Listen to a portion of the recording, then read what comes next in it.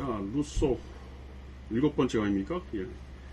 우리가 지난 시간에 일반 의사에 대해서 했는데 이게 참 중요한 겁니다. 루소 사회계약론에서 가장 중요한 개념이 볼런티어나 일반 의사예요. 그래서 여러 가지 지금 제가 일반 의사가 뭘 얘기하는지를 이제 중요한 부분들을 읽었는데 조금만 더 읽고 이 다른 얘기를 한번 넘어가겠습니다. 6장에 보면 법에 관하여라고 되어 있는데 이 법이라는 게 뭐냐면 52페이지에 보면 법이란 전체 의사의 행동이다 이거예요. 이러한 생각 위에서 법을 제정하는 일이 누구의 권한인가를 더 이상 물어볼 필요는 없는 것이다. 법이란 전체 의사의 행동이기 때문이다. 그러니까 볼런티어 제너럴에 의해서 법이 만들어진다는 거죠. 또 법이 바로 우리 자신의 의사의 기록이기 때문에 필요 없다. 이게 뭐예요? 군주가 법을 초월하는 걸 물을 필요도 없다는 거죠. 그도 국가의 한 구성이기 때문이다. 그리고 법도 불공정할 수 있냐고 묻는 것도 자기 자신에 대해 불공정할 사람은 아무도 없기 때문에 필요가 없고, 또 우리가 어떻게 자유로우면서 법에 복종할 수 있냐 하는 묻는 것도 법이 바로 우리 자신의 의사의 기록이기 때문에 그런 걸 물어볼 필요가 없다는 거죠. 그러니까 볼런티어 제너럴은 나를 자유롭게 만드는 것이고, 볼런티어 제너럴의 표현이 법이라는 겁니다. 그러므로 법에 복종하는 국민이 법이 제정자가 되어야 마땅하다. 연합하여 결사하는 자들만이 그 구성체 조건을 결정할 권리가 있다. 그러니까 법이 국민 자체가 되어야 된다는 법이. 그래서 입법자라고 하는 것은 7장인데요. 입법자라는 게 뭐냐면 국가에 가장 적합한 사회 규칙을 발견하려면 인간의 모든 욕망을 다 알고 있을 때 자신은 그 어느 것도 가지고 있지 않은, 그리고 인간의 본성과는 아무런 관련도 없을 때 그것을 꿰뚫어 앓고 있는 그런 우월한 지성, 또한 자신의 행복은 우리의 것과는 무관한 것이라도 우리의 행복을 기꺼이 보살펴 주려 하고 끝으로 변화하는 시간 속에서 먼 훗날의 영광을 소중히 여김으로써 이 세기에서 노력하되 저 세기에 가서야 즐길 줄 아는 그런 지성이 필요할 것이다. 인간들에게 법을 제정해주기 위해서는 신들이 있어야 할 것이다. 이 문장은 사실은 조금 논란거리가 많아요. 그러니까 법을 제정하는 사람은 거의 인간이면 안 된다는 거예요. 계속해서 앞에서 볼런티어 제너럴은 국민 자신이고 자유롭게 법에 복종하고, 법을 제정하는 사람이 또 스스로가 법에 복종해야 된다는 말을 했는데, 갑자기 입법자는 이 모든 것을 다 초월해서 마치 신처럼 돼야 된다, 이런 얘기를 하고 있는 거예요. 바로 이제 이 부분이 헤겔로 하여금 절대 인륜의 최고 이념태로서 국가라고 하는 것이, 역사 속에서 쭉 발전되어 국가라고 하는 것이 볼런티어 제너럴을 표현하는 것이다 라고 해석하게끔 만드는 문장이에요. 이 문장을 여러분이 꼭 기억하십시오. 7장 입법자에 관하여 첫 번째 문장. 어떻게 보면 이게 이제 나중에 뭐 약간 그 레닌이 얘기했던 전위당 이론, 그 전에 무슨 히틀러 같은 사람이 뭐 독재를 하게 되는, 그러면서 내가 신성한 입법자이다, 내 말을 따더라, 너희들은 지금 잘 모르는 거다, 진정한 의미에서 내가 공익을 위하는 사람이다, 또 저 세상을 위해서, 그런 말이 나오잖아요. 이 시간 속에서 뭘 하지만 너희들은 내가 하는 걸 잘 모른다, 저 세상에서 너희들이 내가 그때 했던 일들을 평가하면 그때 잘 됐다고 얘기를 할 거다, 뭐 이런 거죠. 모든 그 헌법적인 가치에서 왜 그런 거 하지 않습니까? 통치행위라는 말 있잖아요. 우리나라에서도 정권이 끝나면 뭐 대통령의 행동을 두고 잘했네 말했네, 형법상의 무슨 그 죄질을 묻는데, 뭐 재판소에서 자주 쓰는 말 중에 하나가 이거는 형법상의 문제로 뭐 판단할 수 없는 통치행위에 관련된 거다, 이런 얘기를 쓴단 말이에요. 내가 보기엔 그 통치행위라는 게 지금 입법자의 어떤 위상을 얘기하는, 인간들에게 법을 제정해주기 위해서 신들이 있어야 할 것이다 라고 하는 이 루소적인 맥락과 같은 거죠. 그래서 이제 이 볼런티어 제너럴이라고 하는 게 잘못되면 굉장히 위험한 그 어떤 형상이 될 거예요. 그리고 또 이제 독재자가 자신의 어떤 정치적 입지나 결정을 그 정당화시키는데 악용될 가능성이 있다는 거죠. 그래서 제가 오늘 그 여러분들한테 소개할 책은 이 책인데, 이게 재밌어요. 저도 뭐 제가 사본 게 아니고 우연히 어디 누가 나한테 이걸 보내줬더라고요, 출판사에서. 그래서 몇 년 전부터 이걸 학생들하고 같이 읽고 있는데, 이게 볼런티어 제너럴 일반의지 2.0이라는 건 뭐냐면, 이게 2.0인데 루소가 얘기했던 일반의지는 1.0이고 자기가 얘기하는 건 2.0 버전이라는 거예요. 재미있죠. 이 아즈마 히로키라고 하는 사람은 일본 사람인데, 양력을 보니까 뭐 현대 사상 공부도 했지만 약간 문학 뭐예요 이 사람, 문학학술원 교수로 재직 중이래. 그러니까 약간 인문학적인 그 훈련이 좀 돼 있는 사람이에요. 그래서 이제 글쓰기가 굉장히 그 상상력이 풍부해요. 근데 이 책에 82페이지 5장에 보면 이런 말이 나와요. 일반 의지는 수학적인 존재이다. 그것은 인간의 질서가 아닌 사물의 질서에 속한다. 그것은 수많은 자유로운 개인이 모여 서로 감시하고 서로 폭력을 응수하는 불안정한 의사소통의 바깥에 존재한다.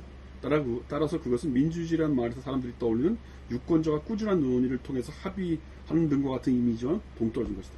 요 얘기는 뭐냐면 칸트처럼 뭔가 의사소통하고, 칸트나 하버마스처럼 의사소통하고 거기서 뭔가 합의를 끌어내고 하는 그런 정도로 생각할 수 없다는 거예요. 그러면서 뭐라고 얘기하냐면 이 사람이 여기서 지금 집단의지 이런 거를 뭐하고 연결시키냐면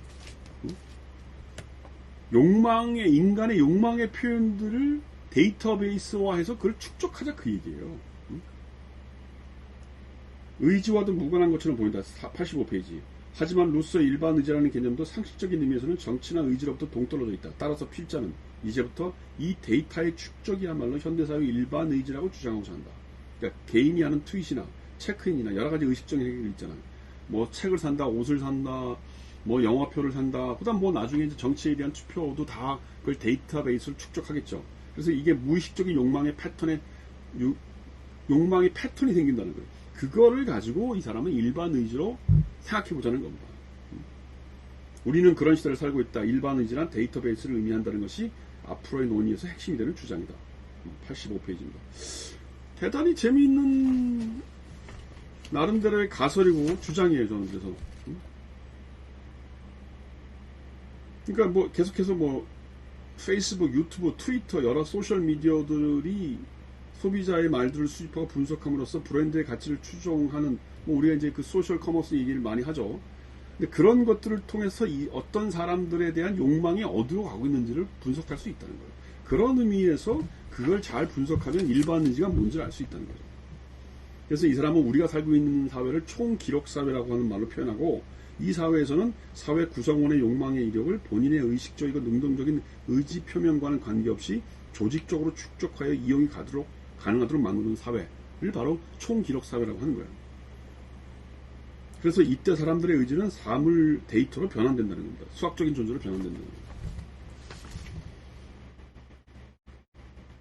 그래서 루소의 충실한 개념을 일반의지 1.0이라고 한다면 총기록 사회의 현실에 비추어서 업데이트한 개념을 일반의지 2.0이라고 하자. 그렇게 얘기하는 겁니다. 그래서 지금 우리가 해야 될 건 뭐냐면 95페이지 현재의 정치 철학에 몰두할 과제는 첫 번째가 일반의지 2.0을 보다 정교하게 만드는 것이고 둘째가 일반의지 2.0의 출력과 통치기호를 잇는 제도를 설계하는 것이라고 루소가 지금 살아있다면 그렇게 주장할 거라는 거예요. 예를 들어서 2세기 반전의 루소는 전자가 뭐예요? 일반의지를 인민집회의 문제로 후자는 뭐예요? 그거를 통치기구와 연결시킨 거죠. 그걸 후자를 입법자의 문제로 사유하라고 했다. 근데 일반의지 2.0의 사상은 우리가 지닌 국가의 이미지를 뿌리쳐부터 흔들어 놓는다. 그렇죠. 여태까지 우리는 뭔가를 대표한단 말이에요. 대표자를 뽑아서 그 대표자를 모아서 뭐 국가를 만들고 그것을 통해서 일반의지를 형성하는 어떤 실행기구, 뭐 입법부나 행정부를 설정한 거죠. 근데 그렇게 해가지고는 이게 일반의지를 얘기할 수 없는 거 아니냐. 사실 그 루소도 보면 이 투표에 관하여 이런 데 보면 그 무슨 얘기를 하냐면 그렇게 투표만 해가지고 사람들이 무슨 그 일반의지를 뭘 한다? 그거 말도 안 된다는 거예요. 그렇게 생각할 수 없다는 겁니다. 그래서 이 투표에 관련된 루소의 생각들은 굉장히 부정적인 게 많아요. 대표자들도 주권은 이게 123페이지입니다. 주권은 양도될 수 없다는 이유에서 대표될 수도 없다. 이 의사는 대표될 수 없는 것이다. 그러니까 사람들이 선출을 통해서 누가 일반 의사를 대표한다? 말이 안 된다는 겁니다. 123페이지 밑에서도 뭐라고 얘기했냐면 자유로운 것은 오직 의회의 대의원을 선출할 때뿐이다. 일단 선출이 끝나가면 그들은 노예가 되고 아무것도 아닌 존재가 된다. 그러니까 투표날만 자유인이 되고 나머지는 다 노예라는 얘기예요. 그러니까 이 소위 민주정치에서 투표해서 대표를 뽑는 거에 대해서 굉장히 이 루소도 비판을 했죠. 그러니까 바로 지금 그 얘기를 하는 거예요. 어떻게 보면 이 야즈마 히로키라는 사람이. 그 다음에 98페이지에 보면 그 하버마스의 의사소통을 통해서 뭔가 합의에 도달할 수 있는 것의 가능성에 있어도 대단히 비판을 합니다. 이 소위 의사소통이라고 하는 게 마음의 동요를 통해서 이루어지고 있기 때문에 결코 합의에 도달할 수 없다는 거예요. 현대인은 112페이지. 현대는 아무리 이야기를 나누어도 그 이야기를 통해 이어짐을 강구히 할 뿐 어떤 보편성에는 도달하지 않는다. 정치가 위기에 처한 원인은 여기 있는데 그렇다면 왜 그렇게 될 것인가? 요점만 말한다면 현대사회가 너무 복잡해서 인간의 주체적인 판단을 마비시키기 때문이다. 그러니까 이 소위 인간의 주체적인 의사가 마비되어 있고 의사소통을 통해서 뭔가 합의를 도출하는 것이 불가능하다고 한다면 도대체 어떻게 해야 되는 거예요? 7장 120페이지 야즈마 히로케 7장 120페이지 보면 네트워크에 흩뿌려져 있는 무의식의 욕망을 적극적으로 주워담아 정책에 반영해야 함을 시사한다. 이건 난 굉장히 재미있는 그 발상이라고 봐요. 일단 여기서 끊고 갑시다.